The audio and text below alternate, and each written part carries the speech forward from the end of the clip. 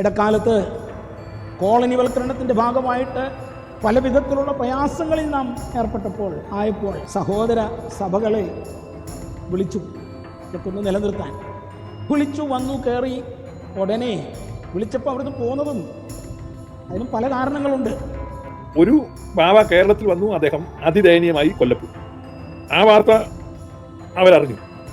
അടുത്തതായിട്ട് അതേ സ്ഥലത്തേക്ക്, അതേ സഭയിലേക്ക്, അതേ ദേശത്തേക്ക് എന്തിനാണ് പോകുന്നത്? നിങ്ങൾ ആരെങ്കിലും ആണ് അങ്ങനെ പോകും? നിങ്ങൾ ആരെങ്കിലും ആണ് അങ്ങനെ നിങ്ങളുടെ ഒരു പ്രിയപ്പെട്ട ആളെ വിടുവോ?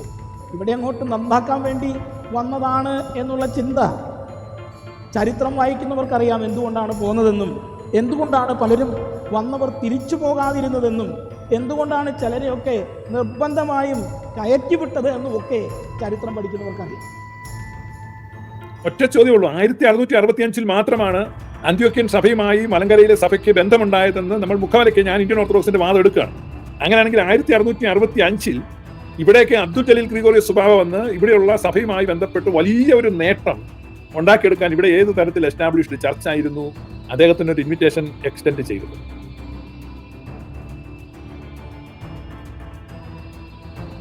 ആയിരത്തി 1665 അബ്ദുൽ ജലീൽ ഗ്രിഗോറിയോസ് ബാവ വളരെ ഏറെ പ്രതിസന്ധികളുള്ള, വളരെ പ്രയാസങ്ങളുള്ള, അങ്ങേയറ്റം കലുഷിതമായിരിക്കുന്ന ഒരു സഭാ അന്തരീക്ഷത്തിലേക്ക്, തികച്ചും അജ്ഞാതമായ ഒരു ഭൂമികയിലേക്ക് അബ്ദുൽ ജലീൽ ഗ്രിഗോറിയോസ് ബാവ യെരുശലേമിൽ നിന്നാണ് വരുന്നത്. അപ്പൊ അദ്ദേഹത്തെ സംബന്ധിച്ച് ഇന്നത്തെ പോലെ ഇന്റർനെറ്റോ വാട്സാപ്പോ അല്ലെങ്കിൽ പത്രമാധ്യമങ്ങളോ മാസികകളോ ടെലിവിഷനോ ഒന്നുമില്ല. കേട്ടറിവ് മാത്രമാണ്. നിങ്ങൾ മനസ്സിലാക്കണം, കേട്ടറിവ് മാത്രമാണ്. തനിക്ക് മുമ്പ് ആ സഭയെ സന്ദർശിച്ച പിതാവ് അതിക്രൂരമായി പീഡിപ്പിക്കപ്പെടുകയും അതിനീചമായി കൊല്ലപ്പെടുകയും ചെയ്തു എന്ന വാർത്ത കേട്ടിട്ടുണ്ട്. അപ്പൊ തന്നെ കാത്തിരിക്കുന്നതും മറ്റൊന്നല്ല വിധി. കാരണം അന്നത്തെ കാലത്ത് ഈ അപരിഷ്കൃതരായ കാട്ടുജാതിക്കാരുടെ ഇടയിലേക്ക് വ്യത്യസ്തമായ ഭാഷ സംസാരിക്കുന്ന, വ്യത്യസ്തമായ സംസ്കാരമുള്ള, വ്യത്യസ്തമായ രീതിയിൽ ഭക്ഷണം കഴിക്കുന്ന, വ്യത്യസ്തമായ ദൈവസങ്കല്പങ്ങളുള്ള, ആരാധനാ സമ്പ്രദായങ്ങളുള്ള, മാമൂലുകളുള്ള, അനുഷ്ഠാനങ്ങളുള്ള ഒരു ഇരുണ്ട ദേശത്തിലെ ജനം. ഇന്നത്തെ പോലെയല്ല, കേരളമൊക്കെ അന്ന് കൊടും കാടാണ്, വലിയ വനപ്രദേശമാണ്. ഇവിടെ പ്രത്യേകിച്ച് അദ്ദേഹത്തിന് പരിചയക്കാരൊന്നുമില്ല.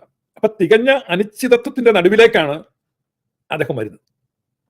ഇവിടെ ഇന്ത്യൻ ഓർത്തഡോക്സ് വിഭാഗത്തിലെ മാധ്യമ ഹിജടകൾ പറഞ്ഞു വരിപ്പിക്കുന്നത്, അങ്ങനെ മലങ്കരയിൽ പല കാലത്തും പലരും വന്നിട്ടുണ്ട്, അങ്ങനെ വന്നവരൊക്കെ ഞങ്ങൾ സ്വീകരിച്ചിട്ടുണ്ട് എന്ന് പറഞ്ഞാൽ ആരാണ് ഞങ്ങൾ? 912 ഇവന്മാര് 500 കൊല്ലം മുമ്പ് വന്നവരെ സ്വീകരിച്ചത്. ഞങ്ങൾ അങ്ങനെ വലിയ എന്ത് നിങ്ങൾ വിളിച്ചു വരുത്തിക്കൊണ്ട് വന്നവന് പറഞ്ഞൊത്ത കൂലി പോലും കൊടുക്കാതെ തിരിച്ചുവിട്ട് അയാൾ ഭ്രാന്തനായി വഴി കിടന്ന് മരിക്കുകയായിരുന്നു. ആ വിശേഷങ്ങളൊന്നും വിളമ്പണ്ട. ഇന്ത്യൻ ഓർത്തഡോക്സുകാരുടെ ആതിഥ്യ മര്യാദയെ പറ്റിയൊന്നും പറയണ്ട. റഷ്യയിൽ നിന്ന് വന്നവർക്ക് കൊല്ലം കൊടുത്തതാണ്, അല്ലാതെ നിങ്ങൾ ആർക്കൊന്നും കൊടുത്തിട്ടൊന്നുമില്ല. അപ്പൊ ഇവിടെ ഞാൻ പറഞ്ഞു വരുന്നത് അബ്ദുൽ ജലീൽ ഗ്രിഗോറിയോസ് ബാവ കേരളത്തിലോട്ട് വരുന്ന കാര്യമാണ്. ഇനി നിങ്ങൾ ഒരു മിനിറ്റ് ചിന്തിക്കുക. ഒരു ബാവ കേരളത്തിൽ വന്നു, അദ്ദേഹം അതിദയനീയമായി കൊല്ലപ്പെട്ടു. ആ വാർത്ത അവരറിഞ്ഞു. അടുത്തതായിട്ട് അതേ സ്ഥലത്തേക്ക്, അതേ സഭയിലേക്ക്, അതേ ദേശത്തേക്ക് എന്തിനാണ് പോകുന്നത്? നേട്ടങ്ങൾ ഉണ്ടാക്കാൻ. ഇന്ത്യൻ ഓർത്തഡോക്സുകാരുടെ വേർഷനാണ്. അബ്ദുൽ ജലീൽ ഗ്രിഗോറിയോസ് ബാവ കേരളത്തിലോട്ട് വരുന്നത്, അദ്ദേഹത്തിന് ഇവിടുത്തെ പറ്റി ഒന്നും അറിയത്തില്ല. തികഞ്ഞ അനിശ്ചിതമാണ്. കാരണം കത്തോലിക്ക സഭ പോർച്ചുഗീസുകാരിലൂടെ ഇവിടെ വലിയ സ്വാധീനം ഉണ്ടാക്കിയിരിക്കുകയാണ്. പുറത്തുനിന്നൊരു മെത്താൻ വന്നു എന്ന് പറഞ്ഞാൽ കൊന്നുകളയും. ആ സമയത്താണ് ഡച്ചുകാർ കേരളത്തിൽ വരുന്നത്. അപ്പൊ ഡച്ചുകാർ കേരളത്തിൽ വന്നു, പോർച്ചുഗീസുകാരെ എതിർക്കാൻ തുടങ്ങി. ഡച്ചുകാർ പ്രൊട്ടസ്റ്റന്റുകാരായിരുന്നു. ഇപ്പൊ കത്തോലിക്കരായ പോർച്ചുഗീസുകാരെ അവർ എതിർക്കാൻ തുടങ്ങി. അത് പോർച്ചുഗീസ് നുഖങ്ങളുണ്ടായിരുന്ന സ്ഥലങ്ങളിൽ നുഖത്തിന്റെ കീഴിൽ കടന്നവർക്കൊക്കെ ചെറിയ ആശ്വാസം ഉണ്ടായി. അപ്പൊ അങ്ങനെ ഒരു ഗ്യാപ്പ് വരുന്നുണ്ട്. ഇപ്പൊ കോട്ടയത്ത് നിന്നുള്ള 2 വ്യാപാരികൾ കോയമ്പത്തൂർ ചെല്ലുമ്പോൾ അവിടെ വെച്ച് അബ്ദുൽ ജലീൽ ബാവയെ കാണുകയാണ്. കേരളത്തിന്റെ അതിർത്തിയിൽ വന്ന് അദ്ദേഹം കേരളത്തിലെ സ്ഥിതിഗതികൾ അറിയത്തില്ല, എങ്ങനെയാണ് വരേണ്ടത് പോലും അറിയത്തില്ല. അപ്പൊ നിങ്ങൾ ആ ഒരു സാമൂഹിക പശ്ചാത്തലം അന്നത്തെ ചിന്തിക്കണം. എന്തിനാണ് അദ്ദേഹം വന്നത്? ഒറ്റ ചോദ്യമുള്ളൂ. ഇവിടെ പ്രത്യേകിച്ച് സ്വീകരിക്കാനൊന്നും ആളില്ല, അല്ലെങ്കിൽ സാമ്പത്തികമായ നേട്ടങ്ങളൊന്നും ഉണ്ടാക്കാനല്ല.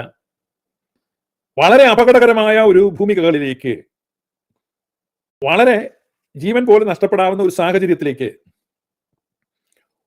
അവിടെയുള്ള വിശ്വാസികൾക്ക് ആത്മീക നിഷ്ഠതകൾ നിവർത്തിക്കുവാനും ദൈവശാസ്ത്ര പ്രബോധനങ്ങളെ നൽകുവാനും മശിഹായിൽ അവരെ ചേർത്തു നിർത്തുവാനും ഒരു അപ്പോസ്തോലിക ദൗത്യവുമായി സുറിയാനി സഭയിൽ നിന്ന് ഒരു പിതാവ് ഇവിടേക്ക് വരണമെങ്കിൽ ഇനി ഒറ്റ ചോദ്യം, $1 മില്യൺ ചോദ്യമാണ്.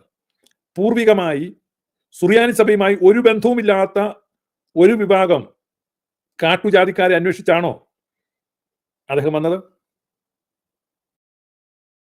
നിങ്ങൾ ആരെങ്കിലും ആണ് അങ്ങനെ പോവോ? നിങ്ങൾ ആരെങ്കിലും ആണ് അങ്ങനെ നിങ്ങളുടെ ഒരു പ്രിയപ്പെട്ട ആളെ വിടുവോ? ഒറ്റ ചോദ്യമുള്ളൂ. 1665 മാത്രമാണ് അന്ത്യോക്യൻ സഭയുമായി മലങ്കരയിലെ സഭയ്ക്ക് ബന്ധമുണ്ടായതെന്ന് നമ്മൾ മുഖാലയ്ക്ക് ഞാൻ ഇന്ത്യൻ ഓർത്തഡോക്സിന്റെ വാദം എടുക്കുകയാണ്. അങ്ങനെയാണെങ്കിൽ 1665 ഇവിടേക്ക് അബ്ദുൽ ജലീൽ ഗ്രിഗോറിയോസ് സുബാവ വന്ന് ഇവിടെയുള്ള സഭയുമായി ബന്ധപ്പെട്ട് വലിയ ഒരു നേട്ടം ഉണ്ടാക്കിയെടുക്കാൻ ഇവിടെ ഏത് തരത്തിൽ എസ്റ്റാബ്ലിഷ്ഡ് ചർച്ച ആയിരുന്നു അദ്ദേഹത്തിന് ഒരു ഇൻവിറ്റേഷൻ എക്സ്റ്റെൻഡ് ചെയ്തത്? എന്താണ് അദ്ദേഹത്തിന്റെ യാത്രയ്ക്ക് അദ്ദേഹത്തെ ഉദ്യമിപ്പിച്ചത്, പ്രേരിപ്പിച്ചത്?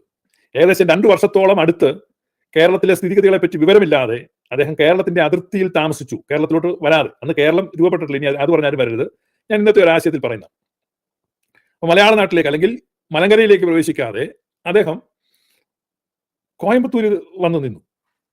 ഇവിടുത്തെ സ്ഥിതിഗതികൾ അറിയില്ല. അപ്പൊ ഇവിടെ ആര് ഉത്തരവാദിത്തത്തോടെ ക്ഷണിച്ചുകൊണ്ട് വന്നതെന്നാ പറയുന്നത്? അപ്പൊ ഇവിടെ പ്രതികൂലങ്ങളാണ്, അനിശ്ചിതത്വമായതുകൊണ്ട് തിരിച്ചു പോകാനല്ല അദ്ദേഹം വന്നത്, ഇവിടെ മരിക്കാനാണ് വന്നത്. അങ്ങനെ തന്നെ സംഭവിച്ചു. ഇവിടെ വന്ന് തന്റെ പ്രാണനെ അർപ്പിച്ചു. അപ്പൊ സുറിയാനി സഭയിൽ നിന്ന് ഒരു പിതാവ് വന്ന്, അങ്ങനെ എത്ര പേര് ഇവിടെ വന്നു. അപ്പൊ അവർ വരുന്നത് ജീവിക്കാൻ വേണ്ടിയോ നേട്ടം ഉണ്ടാക്കാൻ വേണ്ടിയോ അല്ല, മറിച്ച് സുറിയാനി സഭയുടെ വിശ്വാസികൾ ഈ ഭൂമിയിൽ ഉണ്ട് എന്ന് മനസ്സിലാക്കിക്കൊണ്ട് അവരെ സന്ദർശിക്കുവാൻ, അവർക്ക് സേവനം ചെയ്യുവാൻ, അതിനുവേണ്ടിയാണ് വന്നത്.